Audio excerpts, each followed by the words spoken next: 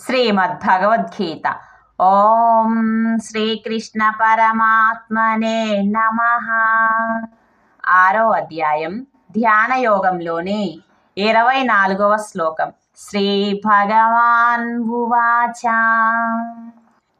సంకల్ప ప్రభావాన్ కామాన్ త్యక్త్వా సర్వాన్ అశేషతః మనసైవేంద్రియాగ్రామం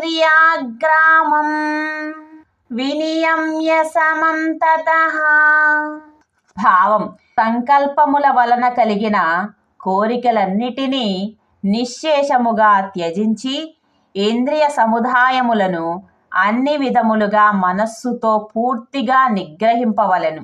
ఈ శ్లోక వివరణ: మన మనస్సులలో కలిగే సంకల్పముల వలన పుట్టిన కోరికలను అన్నిటినీ పూర్తిగా ఏమాత్రం మిగలకుండా విడిచిపెట్టి ఆ మనస్సు చేతనే ఇంద్రియములను బాహ్య ప్రపంచంలో నుండి వెనక్కి మలర్చి తన ఆధీనంలో ఉంచుకొని బుద్ధిని ధైర్యముతో బలోపేతం చేసి మెల్లమెల్లగా శాంతిని పొందాలి.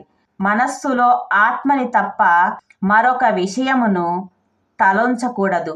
అలా చేస్తేనే మనస్సును ఆత్మను దర్శించుకోగలుగుతుంది.